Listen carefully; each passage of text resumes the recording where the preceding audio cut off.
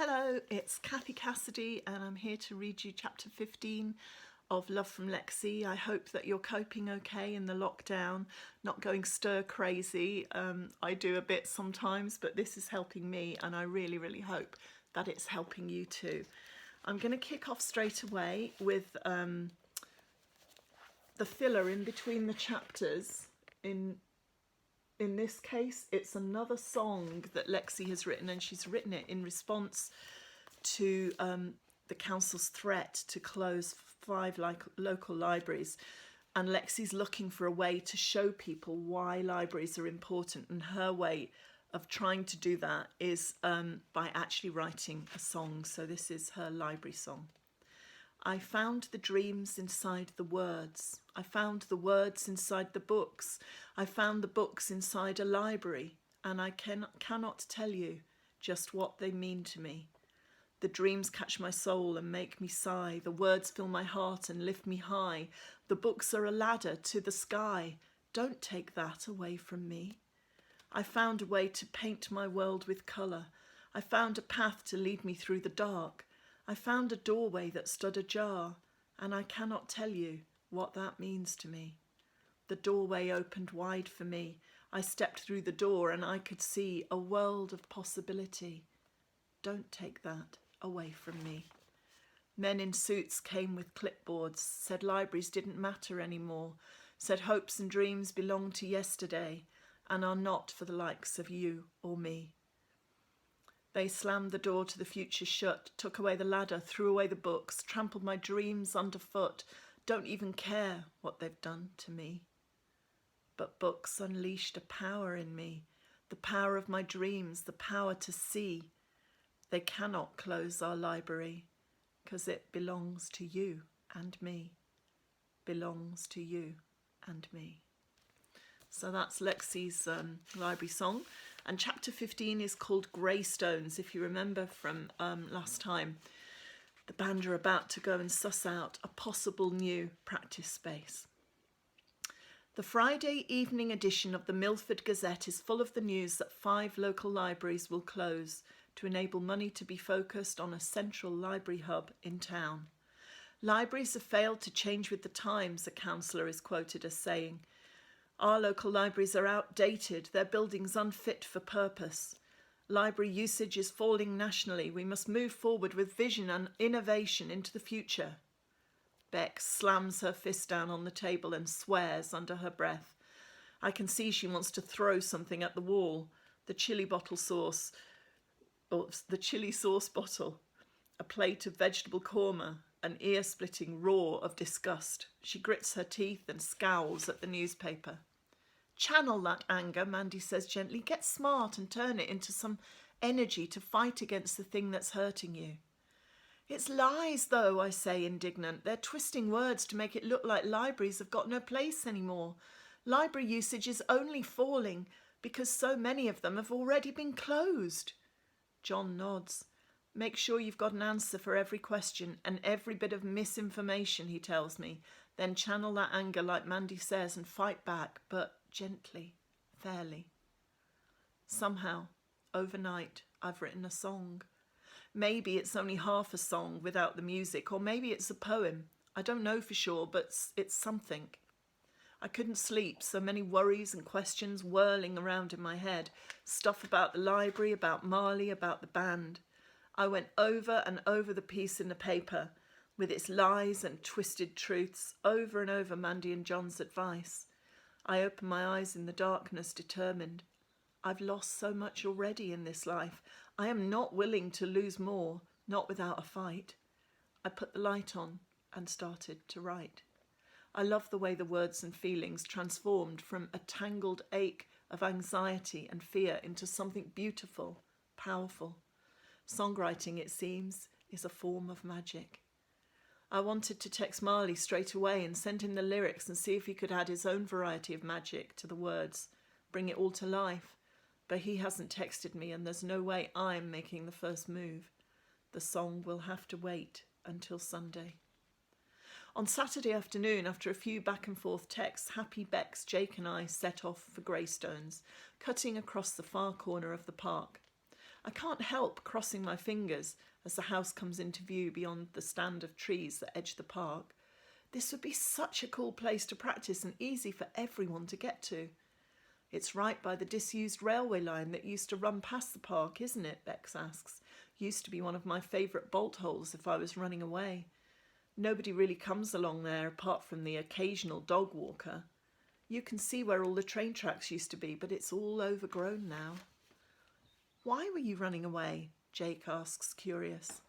Bex shrugs. It's just what I did when things went wrong, she says. My stepdad was getting nasty. I ran away. Mum drinking again. I ran away. By the time I came to live with Mandy and John, it was just my way of coping with anger. In trouble at school, a row about a messy bedroom, no strawberry yoghurt for breakfast. Easy, just do a runner. She was the queen of running away, Happy tells him, but she's a reformed character now. I got bored, Bex says, and I realised I was lucky to have Mandy and John, lucky to have Lexie, even you lot. Anyway, whatever. From what I've seen and heard, Greystones is some kind of hippie commune. Am I right? Jake grins. Well, sort of. There are a few artists and craftspeople living there in a cooperative sort of way. It's not your average place, and there are some weird old vehicles and outbuildings in the grounds, including something that might work for us if they'd let us use it. And might they? Why not, Jake says. It belongs to Louisa Winter. She's quite old and eccentric. And famous, I chip in. She's an artist or something, right? She is, Jake says. But back when she was a teenager, she was also a model in New York and knew loads of awesome people. Andy Warhol did a series of screen prints of her eating an ice lolly. And a poet called Leonard Cohen wrote a song about her. And there's even a photo of her on the back of Bob Dylan's motorbike in 1965. Wow, Bex says, 1960s New York, Warhol and Cohen and Dylan. How did I not know this? Wow, I echo, trying to look suitably impressed. I've heard of Bob Dylan, of course, and make a mental note to look the others up. Louisa Winter's life sounds amazing, even if it did include people I've never even heard of. Jake leads us along a quiet, curving cul-de-sac with big houses dotted along one side and a wedge of ground that is half public tennis courts and half allotments on the other. I can hear birdsong and the gentle thwack-thwack of a tennis game.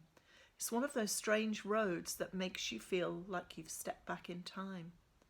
Halfway along there are the big black wrought iron gates Jake mentioned. He lifts the latch and pushes the gate open a crack, and we file in, our feet crunching on gravel. What if someone sees us? Happy says anxiously. Shouldn't we ask first? I live here, Jake reminds us. At least I live in one of the flats in the west wing of the house with my mum and my two little sisters and my stepdad. He's lived here for 10 years, but we only moved at the end of last summer. Before that, we lived in Chinatown in London, among other places. This is a kind of paradise compared to some of the flats we've had. He frowns as if brushing away the memory, and I try for a moment to imagine what his story might be. Jake, Romy, Sasha, Samir, Lee, George, Sammy, even Marley and Dylan. We all have stories to tell, and so far I've only seen the tiniest glimpses. Like me, they probably have secrets hidden, struggles concealed, challenges they have to face every day. I wonder if Marley is actually right, if we're all lost in our own particular way. I push the thought of Marley away. Anyway, Jake is saying, come on. We veer off along a footpath that winds through long grass filled with forget-me-nots and daisies, passing an ancient caravan parked against the ivy-clad wall, the door open to reveal a ginger cat basking in a bright patch of afternoon sun. Further on there's a big canvas yurt with a pointy roof and a crooked chimney poking out at one side, and I can see some sheds and a long wooden hut with a roof completely covered in solar panels. A woman called Willow lives in the caravan, Jake says, and Laurel and Jack live in the hut. He makes lutes and mandolins, and she's an artist. When we moved here, we lived in the yurt for a bit until the new flat was ready, but a guy called Mitch lives in it now. You lived in the yurt? I asked, wide-eyed. You and your mum and your stepdad and your two sisters, Happy checks. 5 of you. Jake shrugs. It's bigger than it looks. And it was only a few months. We were in the flat by Christmas. Everyone here is a bit, well, different. People helped out and made sure we were okay. I think back to Jake's first few months at school and remember a quiet boy in a crumpled uniform. Why hadn't I noticed, checked that he was okay? Bex would have called it interfering. Happy would have called it a rescue. But maybe it could just have been friendship, pure and simple. So my stepdad is the handyman, Jake goes on. He teaches Tai Chi too, and Mum is learning aromatherapy massage. She can get £30 an hour for that at the posh spa hotel on the edge of town. More if she's got her own place. It feels as if we've stepped out of the real world with its grumpy teachers and maths tests and sour-faced men in suits. Greystones is a place where time stands still, where people do things differently. I think of Mum with a sudden ache of regret. She would have loved it here, loved to have seen beyond the tall fence into the secret garden of the house we both once dreamed about. I bend to pick up a fallen leaf, soft and green and supple. My fingers trace its ribs, its serrated edges, while the others walk on ahead, just out of sight through the trees. And just for once, I'm going to show you the filler between chapters now at the end of the chapter because it is written onto the leaf. Okay? And it says, wherever you are, Mum, I hope it's somewhere this lovely. Love, Lexie. Okay.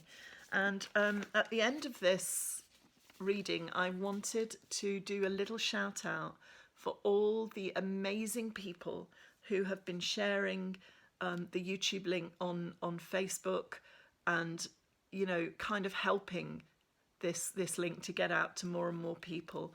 I really appreciate it, and some of you are sharing every single day, which is just the best in the world. I'm so grateful.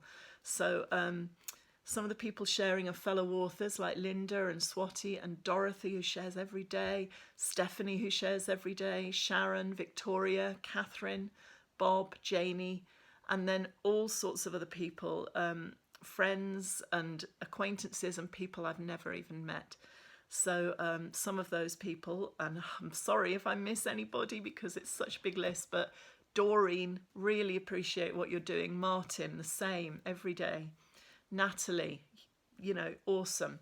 Karen and Sue and Mary, Jan and Craig and Hilary and Carol, Sarah, Anne, another Anne, Anna, Mog, Earl, Kath and Bracken and Carly, Tony, Pete, Laura, James, Nick, another Anne, Kirsty and Di and Jeanette, Sally and Angela, Elizabeth, Barbara, Fanula, Ruth, Anne-Marie, Tessa, Denise and Janet, Jan, Ruth, Cheryl, Ali, Melissa and Peter. And some of the pages that have been sharing include Save Coventry Libraries, very appropriate for a library service, or a library themed story, sorry. But yeah, really, really a good theme for you.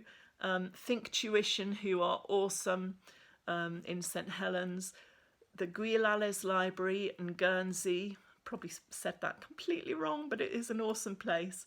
Reading Rescue Revolution, Reading Rocks, Books and a Cuppa, Queggs, Blackburn and East Ayrshire Libraries. And I think, I've missed out a fabulous blogger in Galway in Ireland, Mary Esther, who's also sharing. And I know I will have missed people, but I am genuinely so grateful to all of you.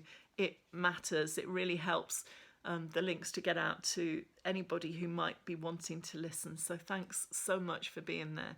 And let me know if I've missed anybody and I'll give you a shout out another day. But thank you.